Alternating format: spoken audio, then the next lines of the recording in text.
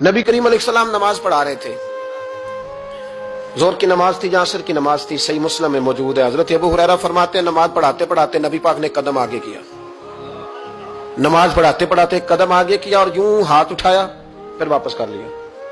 اب نماز پڑھ کے نا تو سلام پھیرا تو صحابہ عرض کرنے لگے یا رسول اللہ صلی اللہ علیہ وسلم وہ نماز میں پیر بھی آگے کیا تو ہاتھ بھی اٹھایا، تو وجہ کیا تھی؟ پہلا سوال تو یہ ہے کہ آپ لوگ نماز پڑھ رہے تھے یا حضور کو دیکھ رہے تھے؟ تو صحابہ تو پہلے ہی بتاتے ہیں کہ بھئی ہم تو پہلی صف میں نماز اس لیے پڑھتے تھے کہ نماز بھی ہوتی رہتی تھی اور چپ کے محبوب کی دید بھی ہوتی رہتی تھی۔ حضور سے پوچھا یا رسول اللہ وہ نماز پڑھتے پڑھتے قدم آگے بڑھایا آپ نے تو پھر پیچھے کر لیا، کیا تھا؟ اور ہاتھ اٹھایا تو پھر آپ نے نیچے کر لیا۔ تو نبی کریم فرمانے لگے نماز پڑھاتے پڑھاتے جب میں نے کہا نا سمیع اللہ لمن حمیدہ، اچانک میری نظر اٹھی تو جنت میں چلی گئی، نظر اٹھی تو جنت میں، تیرے لیے 2-4 قدم عرش بری ہے۔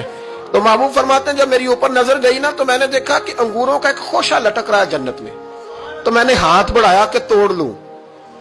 حضور کھڑے ہیں مسجد نبوی میں اور فرماتے ہیں کہ میں یہاں کھڑے ہو کے ہاتھ اونچا کروں تو میرا جنت تک پہنچ جاتا ہے۔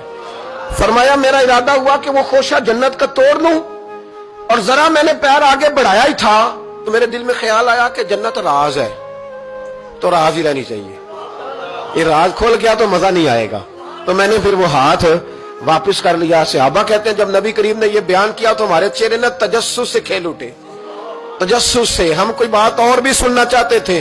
تو محبوب فرمانے لگے اگر میں وہ خوشہ توڑ کے لے آتا اور تمہیں دے دیتا تم قیامت تک بھی کھاتے رہتے تو تم سے ختم نہیں ہونا تھا۔